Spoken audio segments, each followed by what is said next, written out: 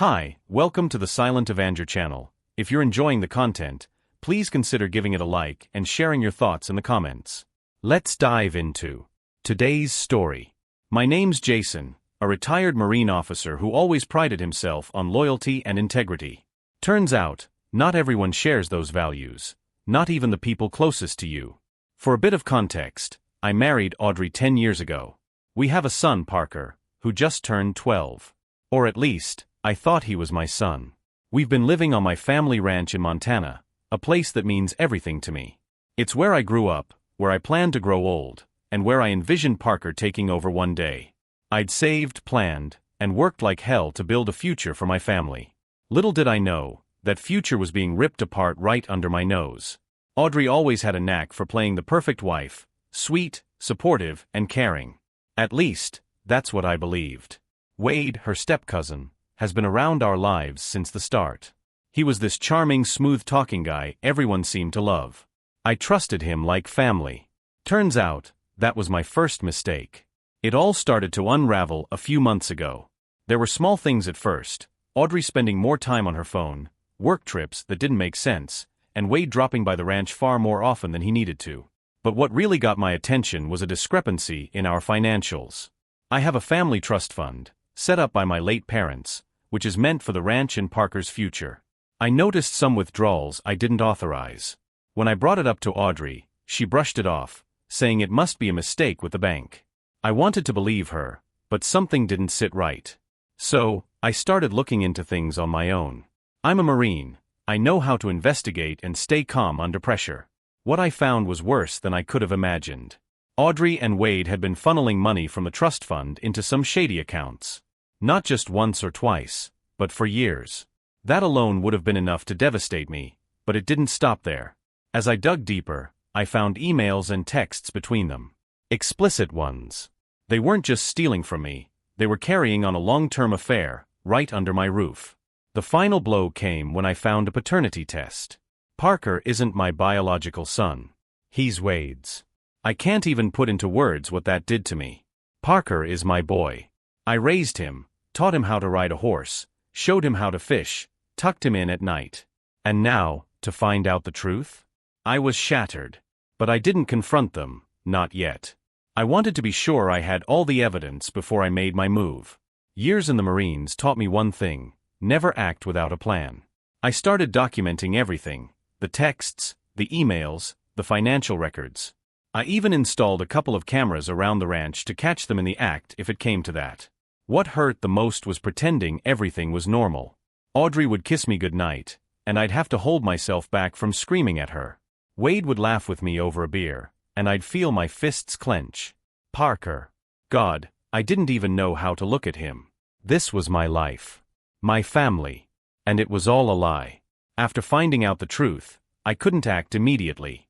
As much as I wanted to confront them and let my anger loose, I knew better. A Marine doesn't walk into battle without preparation. I needed irrefutable proof, not just for myself but for what would come next. I started with the trust fund. My parents had always been cautious with money, and I knew they'd left everything in place to protect it. The withdrawals stood out. Large sums moved to accounts under names I didn't recognize. The more I dug, the clearer it became that Wade had set up these accounts, and Audrey was complicit. I reached out to an old friend, Cole, a fellow Marine who now works in cybersecurity. Cole's one of those guys who can break into a digital fortress with just a laptop and some caffeine. I told him I needed help tracing these transactions and laid out the basics of what I'd found. It was humiliating to admit that my wife and someone I considered family were behind this, but Cole didn't judge. "Jason, you sure you're ready to see where this rabbit hole leads?" he asked. "I don't have a choice," I replied. Over the next few weeks, Cole helped me uncover everything. Wade had been siphoning money for almost 7 years. 7 years. That's how long they'd been doing this behind my back. Audrey wasn't just a bystander, either. She was an active participant. Some of the emails Cole found between her and Wade made me physically sick. But it wasn't just about money. There were receipts for hotels in nearby towns, pictures of them together, and messages outlining how they planned to keep everything hidden. One message from Wade stood out. "Jason's too blinded by trust to see what's right in front of him. Just keep playing the doting wife, and we're golden." The cameras I'd installed around the ranch captured their interactions. They weren't careful anymore, probably because they thought I was oblivious. Seeing them together in my home, smiling, whispering to each other, it was like a knife twisting in my gut. But I held it together. I focused on collecting everything I needed. The paternity test for Parker was the final piece. I didn't tell him anything yet. He's just a kid, my kid, no matter what the DNA says. Audrey must have sensed something was off because she started acting extra sweet, cooking my favorite meals and trying to get me to open up. Every time she smiled at me, I wanted to scream. Then there was Wade, waltzing in like he owned the place, cracking jokes and slapping me on the back. I wondered how many times he'd done that after being with Audrey. The thought of his smug face made my blood boil. One night, Wade stayed late to help me with some ranch work. We were out in the barn fixing a broken gate. He was yammering on about nothing when he suddenly asked, "You've been quiet lately. Everything okay?" It took everything in me not to grab him by the collar right then. I just nodded and muttered something about work stress. He grinned and said, "If you ever need to talk, you know I'm here." The audacity of that man. By the end of the month, I had everything I needed. Cole helped me organize it into a neat little package: financial fraud, infidelity, and proof of paternity. It was airtight. But before confronting them, I reached out to my lawyer, Grace. She'd helped me with estate planning before, and I trusted her completely. When I laid everything out for her, she looked at me with a mix of pity and admiration. "Jason, this is a hell of a betrayal," she said. "But you've done your homework. This case is solid. If you want to take legal action, they don't stand a chance." I nodded. "I'm ready, Grace. It's time to take my life back." The confrontation was coming, and I knew it wouldn't be pretty. I wasn't just fighting for justice. I was fighting for my dignity, my future, and the ranch my parents had entrusted to me. It was a cold evening when I decided it was time. The Montana sky was painted in shades of orange and pink, and the wind carried the faint scent of pine. The ranch was quiet, almost serene, a stark contrast to the storm brewing inside me. I invited Audrey and Wade to dinner under the guise of discussing some ranch finances.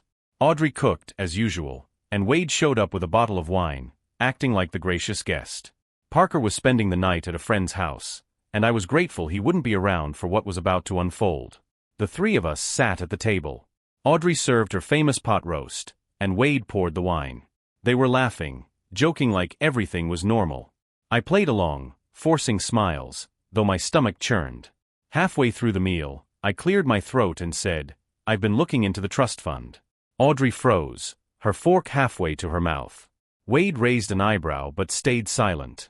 "Something's been off," I continued, leaning back in my chair. "Money's missing. A lot of it." Audrey quickly recovered, her voice steady. "I told you, Jason, it's probably a mistake with the bank. We can call them tomorrow." I shook my head. "No need. I already found where it's been going." Her face turned pale. Wade shifted in his seat, but his cocky smirk remained. "Well, that's great news," he said casually. "Where's it been going?" "To accounts under fake names." "Accounts you set up, Wade." The room went silent. Audrey's fork clattered onto her plate, and Wade's smirk disappeared. "What are you talking about?" Wade said, his tone defensive. I pulled out a folder I'd prepared, filled with printouts of bank transactions, emails, and screenshots. I tossed it onto the table, watching as their eyes darted to the evidence. "That's not all," I said, my voice growing colder. "I know about the affair. I know how long it's been going on. And I know Parker isn't mine." Audrey gasped, covering her mouth with her hand. Wade's face twisted into a mixture of anger and panic. "You've got this all wrong," Wade stammered, his usual confidence shattered. "Do I?" I said, my voice rising. "Because I have proof. Emails, messages, hotel receipts. I even have footage of you two sneaking around the ranch like a couple of teenagers." Audrey broke down in tears, sobbing into her hands. "Jason, I can explain," she choked out. "There's nothing to explain," I snapped. "You betrayed me. You both did. And for what? Money? Lust? Do you have any idea what you've done to this family?" Wade tried to regain his composure. "Jason, listen, man." "No," I interrupted, slamming my fist on the table. "You don't get to man me. You've been stealing from me, sleeping with my wife, and lying to my face for years. You're no man, you're a coward. Audrey reached for my hand, but I pulled away. Jason, please. I still love you. We can fix this. I laughed bitterly. Fix this? Audrey, you've been lying to me for over a decade. You used me, just like Wade did. There's no fixing this. Wade stood up, his chair scraping against the floor. You're blowing this out of proportion, he said, his voice trembling. I stood too, towering over him. You think this is over? It's just beginning. I've already spoken to a lawyer. You're going to pay back every cent you stole, and you're going to face the consequences of your actions. Both of you. Audrey cried harder, and Wade looked like he wanted to hit me but didn't dare. Get out of my house, I said, my voice calm but firm. Both of you. You can sort out your next steps somewhere else, but you're not staying here another night. Audrey hesitated, but Wade grabbed her arm, pulling her toward the door. Come on, Audrey. Let's go. As they left, I stood in the doorway, watching them climb into Wade's truck and drive away. The night air was freezing, but I didn't feel it.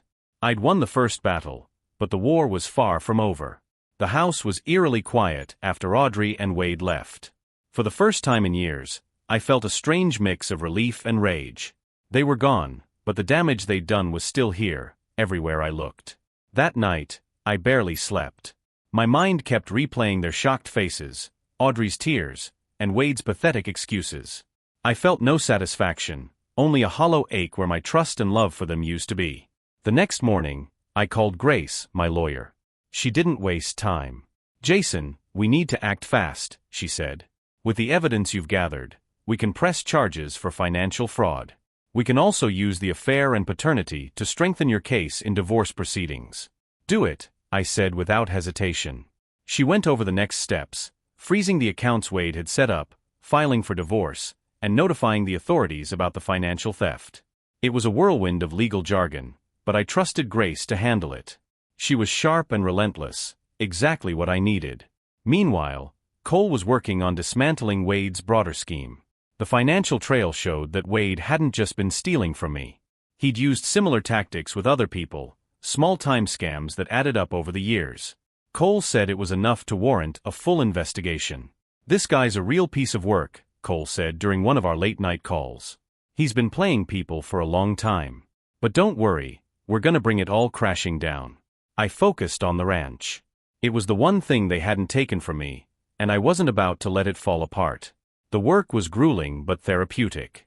Every fence I mended and every bale of hay I stacked reminded me of my purpose. This ranch was my legacy, and I'd be damned if I let their betrayal destroy it. Parker came home later that day, excited to tell me about his sleepover. I listened, smiling and nodding, but inside my heart broke. He was innocent in all this, and I didn't want to shatter his world. Not yet. Where's Mom? He asked as he kicked off his boots. She's staying with Wade for a while, I said carefully. We're sorting some things out. He looked confused, but didn't press further. I knew the day would come when I'd have to tell him the truth, but I needed to figure out how. He was my son in every way that mattered, and I wasn't going to let Wade or Audrey take that away from me. By the end of the week, things started moving. Grace filed the necessary papers, and the sheriff's department was looking into the financial fraud. Wade had gone radio silent, probably scrambling to cover his tracks. Audrey sent a few texts, begging to talk, but I didn't respond. One evening, as I was finishing up some paperwork, I heard a knock on the door. It was Cole, holding a USB drive. I've got something you need to see, he said. We sat in the living room as Cole plugged the drive into my laptop. The screen filled with folders, bank statements, incriminating emails, and a detailed breakdown of Wade's scams. But the worst part was a video. It was a hidden camera recording from Wade's place, showing him and Audrey laughing as they discussed their plans. Jason will never figure it out, Wade said, his voice dripping with arrogance. Audrey smirked. He's too trusting. That's why it's so easy. Watching it made my blood boil, but it also steeled my resolve. This wasn't just about justice anymore, it was about reclaiming my life. You okay, man? Cole asked. I nodded. I will be. Let's make sure they pay for every bit of this. Over the next few days, everything started to escalate. Grace informed me that the financial case against Wade was gaining traction. The county sheriff's office subpoenaed the accounts Cole had traced, and the evidence was overwhelming. Meanwhile, divorce proceedings were officially underway, with infidelity and fraud as key points. Audrey hadn't formally responded yet, but I knew she'd lawyer up soon. But my focus was on Parker. As much as I wanted to shield him from the mess, I couldn't keep him in the dark forever. He deserved to know the truth, or at least a version of it that wouldn't crush him. One evening, as we sat by the fireplace after dinner, I decided it was time. He was playing with his tablet, his face lit up by the screen, completely unaware of the storm brewing around him. "Parker," I said, my voice steady but heavy. He looked up, his innocent eyes meeting mine. "Yeah, Dad. I need to talk to you about something important," I began, setting my mug of coffee aside. "About your mom and Wade." His brow furrowed. "What about them?" I took a deep breath. "They've done some things that aren't right. Things that hurt me and hurt this family." Parker's face fell, confusion and worry flashing across his features. "What do you mean? Did they fight or something?" "It's more complicated than that," I said, choosing my words carefully. "Your mom and Wade, they betrayed my trust. And because of that, your mom and I won't be together anymore." His eyes widened. "You're getting divorced?" "Yes," I said, my throat tightening. "But Parker, this doesn't change how much I love you. You'll always be my son, no matter what." He stared at me, processing my words. "Did she do something bad?" I hesitated, then nodded. "Yes, she did. And so did Wade." The silence that followed was unbearable. Finally, Parker whispered, "Is this my fault?" "No," I said immediately, pulling him into a hug. "None of this is your fault, Parker. This is between the adults, and you didn't do anything wrong." He clung to me, and I could feel his small frame shaking. "I don't want us to split up," he said, his voice muffled against my chest. "I know, buddy," I said, stroking his hair. "But we'll get through this. You and me, we're a team. Always." As he cried, I felt a deep sense of responsibility. Parker was caught in the crossfire of something he didn't ask for, and I was determined to protect him from any more pain. No matter what the DNA said, he was my son. Later that night, after Parker went to bed, I got a call from Grace. "Jason, you're not going to believe this," she said. "What is it?" "Wade's trying to cut a deal with the authorities. He's throwing Audrey under the bus, claiming she masterminded the financial theft." I let out a bitter laugh. "Of course he would. That's classic Wade," I said. "It works in your favor," Grace said. "If Wade's testimony lines up with the evidence, Audrey will have a hard time avoiding criminal charges. It also bolsters your case in the divorce." "Good," I said. "Let them turn on each other. They deserve it." As I hung up, I couldn't help but feel a grim sense of satisfaction. Wade and Audrey were finally facing the consequences of their actions, and Parker and I could start rebuilding our lives. 2 days after Grace's call, the news broke. Wade had officially turned on Audrey. He'd provided a statement to the authorities, claiming she orchestrated the entire scheme to siphon money from the trust fund. According to him, she was the one who encouraged the affair as a way to keep him loyal and ensure his silence. It was a bold move, but one that didn't surprise me. Wade was a survivalist, always looking out for himself. If throwing Audrey under the bus meant a lighter sentence for him, he wouldn't think twice. The fallout was immediate. Audrey showed up at the ranch the next morning, her face pale and drawn. She looked nothing like the confident woman I used to know. "Jason, please," she said as I stood on the porch, blocking her from coming inside. "You have to believe me. Wade's lying to save his own skin." "Is he?" I asked coldly. "Because from where I'm standing, you're both neck deep in this mess. I don't care who masterminded what, you're equally guilty." Her eyes filled with tears. "I didn't want any of this to happen. It got out of control." I crossed my arms, unmoved. "You didn't want this? You spent years stealing from me and lying to my face. You kept Wade in our lives, knowing what he was doing. You can't rewrite history, Audrey." She reached for my arm, but I stepped back. "Jason, I love you. I made a mistake, a terrible one, but I want to fix this." I laughed bitterly. "A mistake? A mistake is forgetting an anniversary or burning dinner. What you did was calculated and cruel. You don't love me. You love what I provided for you." Audrey's tears turned to anger. "What about Parker?" she demanded. "Are you just going to throw away everything for him? He needs both of us." Parker needs stability, I said firmly. And I'll make sure he gets it, with or without you. She opened her mouth to argue, but I cut her off. You should leave, Audrey. Your lawyer can talk to mine if you have anything to say. As she stormed off, I felt a weight lift. For years, I'd let her manipulate me, but not anymore. The next challenge was Parker.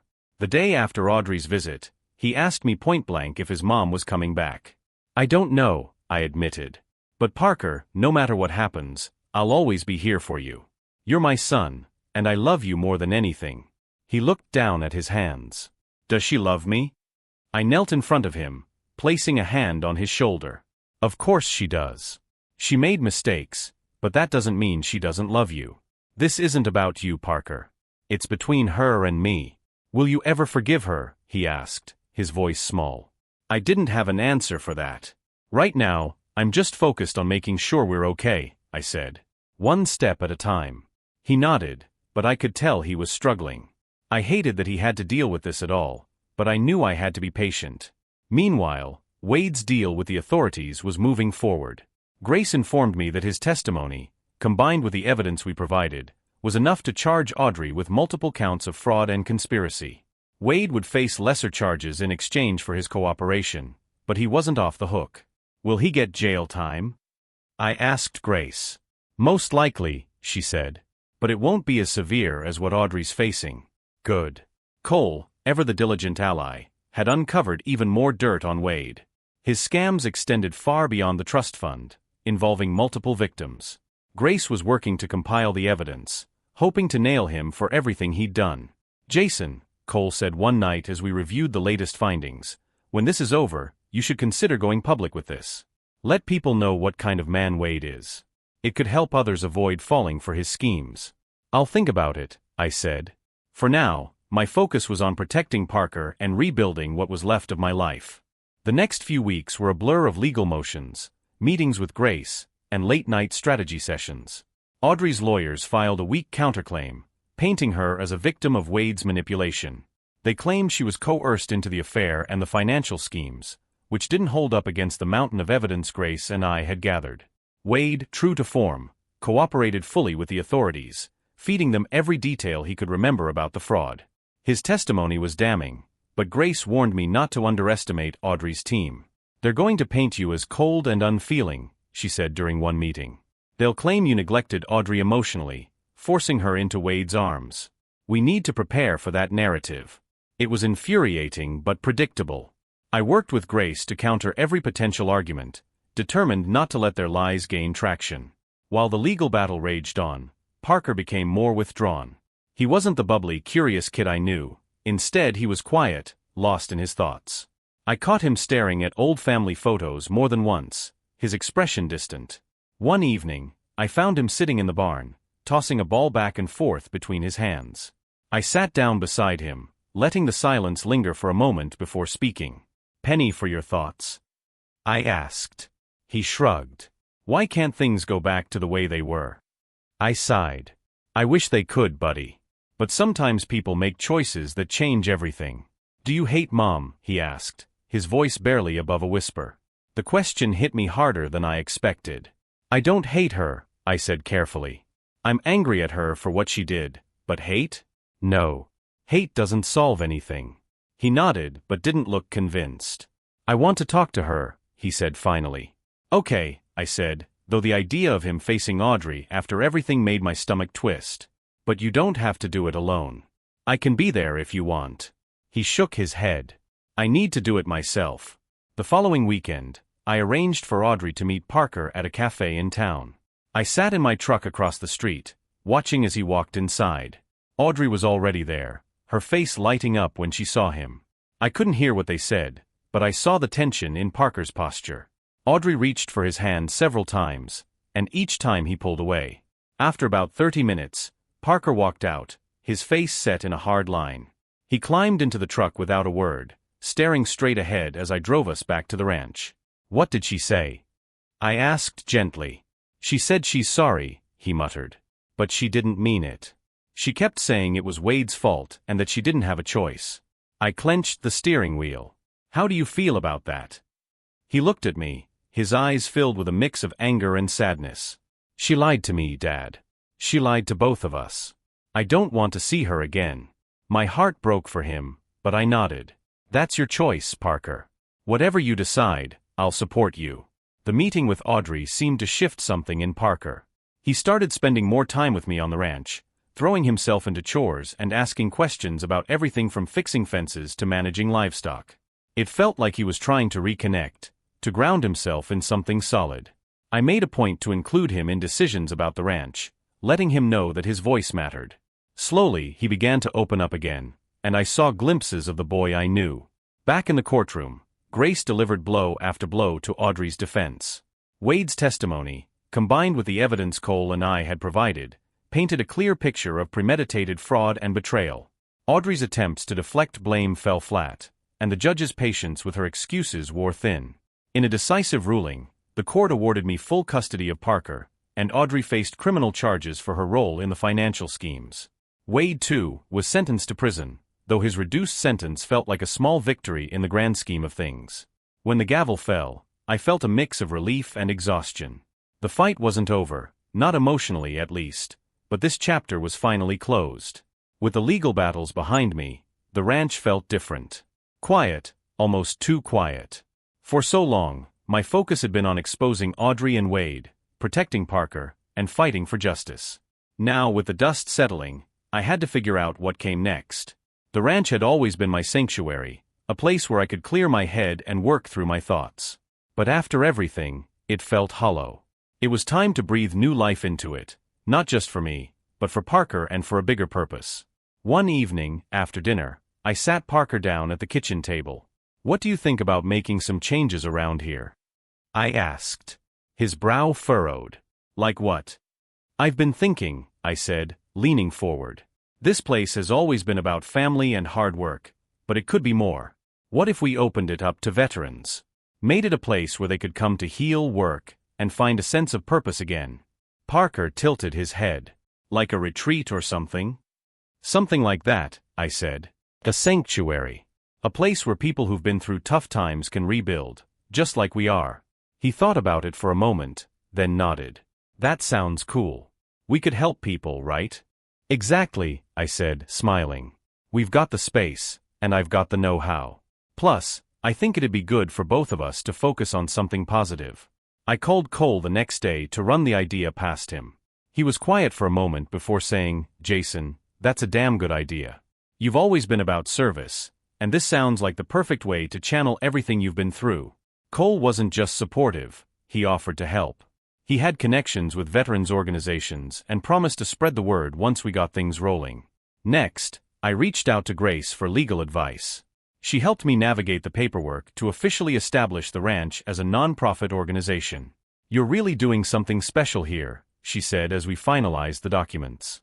"Turning all that pain into something good, it's inspiring, Jason." Parker and I got to work right away.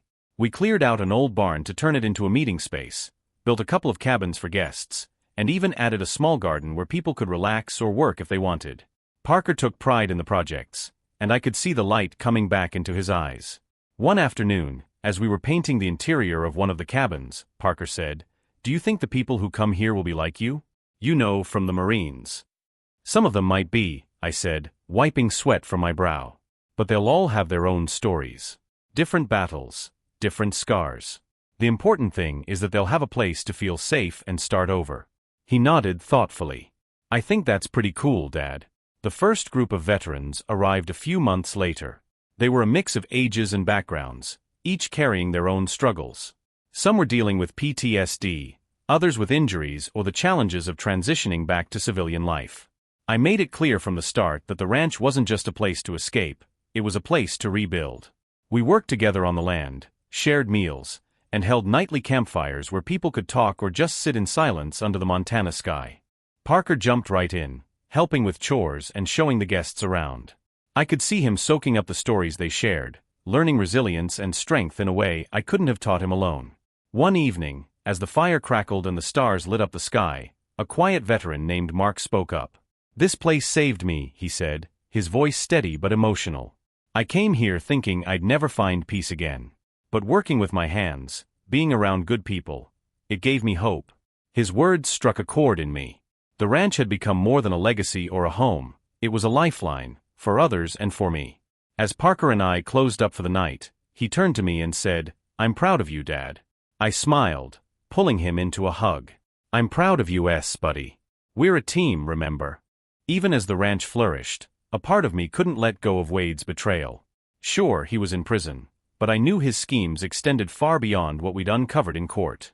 The thought of him sitting smugly, knowing his other victims were still out there, gnawed at me.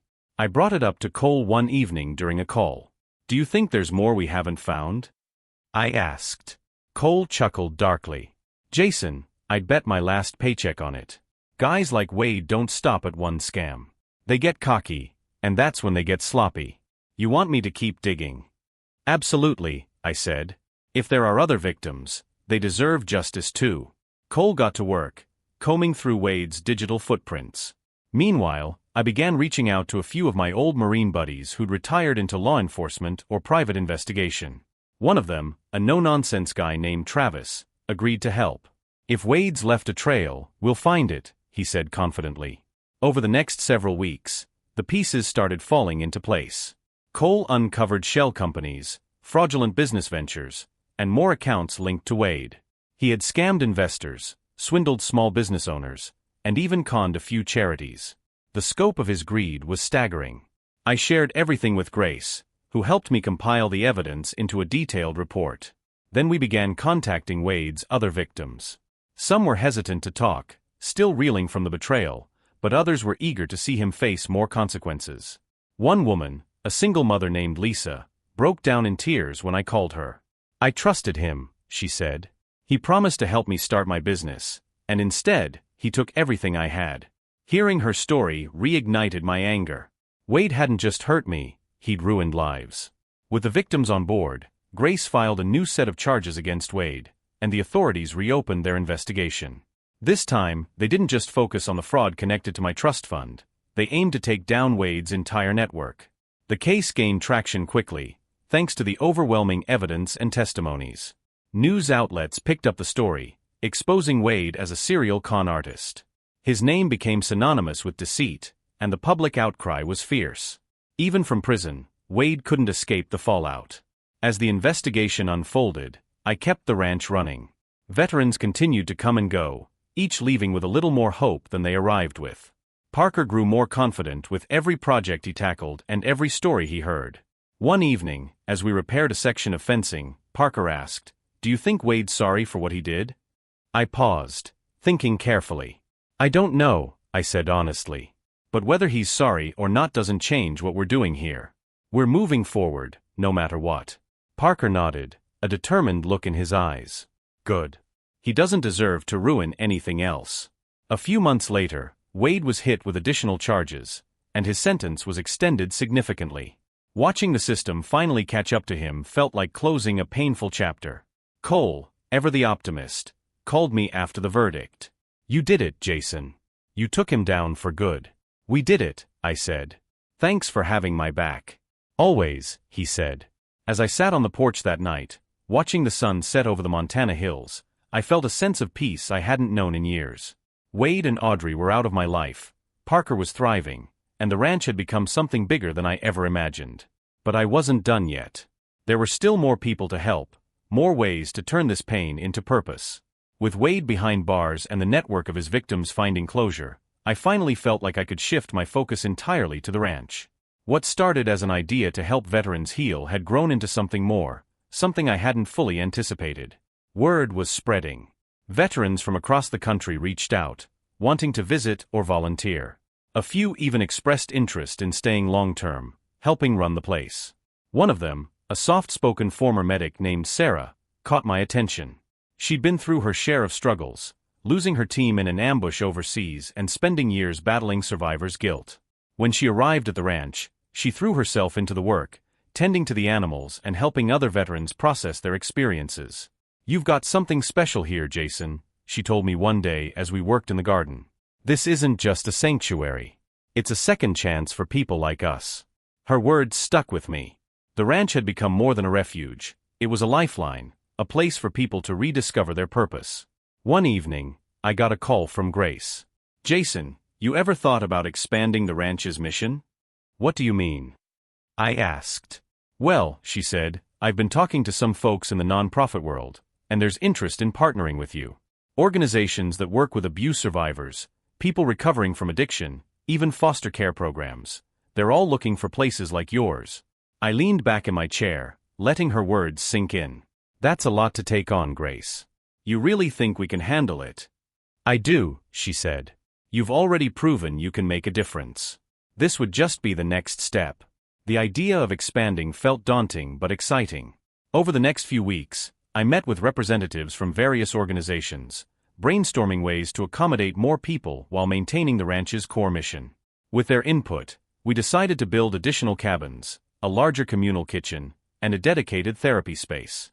I reached out to Cole, who eagerly offered to help with fundraising. "Let's set up a campaign," he said. "We'll tell your story, the ranch's story. People will want to support this, Jason." Parker was just as enthusiastic. He threw himself into the planning, sketching out ideas for the new spaces and helping coordinate the work crews. One evening, as we went over the blueprints, he said, "This is going to be awesome, Dad. We're helping so many people." "You're right," I said, smiling. "And I couldn't do it without you." Construction began within a month, and the ranch buzzed with activity. Volunteers from all over came to help, bringing their skills and their stories. It was humbling to see how much people believed in what we were building. One volunteer, a retired Army engineer named Greg, became a fast friend. He had a knack for organizing chaos and quickly took charge of the construction crews. "You ever think about what's next for you, Jason?" he asked one day as we hauled lumber. "Next?" I echoed. "Yeah," he said. "You've built this incredible place, but what about you? You can't just pour everything into this ranch. You've got to have a life too." His words lingered. For so long, I'd focused on survival, getting through the betrayal, the legal battles, and the fallout. Now, with the ranch thriving, I realized I hadn't thought much about my own future. The expansion wrapped up months later, and the ranch officially reopened with its broader mission. We welcomed veterans, abuse survivors, and teens aging out of the foster care system. The energy on the ranch was electric, hope and resilience in every corner. Parker took pride in showing new guests around, and Sarah stepped up to oversee daily operations, freeing me to think about the bigger picture. One evening, as I watched a group of teens laughing around the campfire, Sarah joined me. "You've built something incredible here, Jason," she said, her voice soft. "We've built it," I corrected her.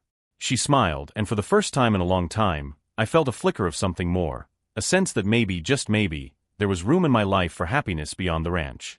The ranch was running smoother than I ever imagined, thanks to the help of people like Sarah and Greg. For the first time in years, I wasn't running on pure adrenaline. I had time to think, to breathe, and as Greg had suggested, to figure out what was next for me.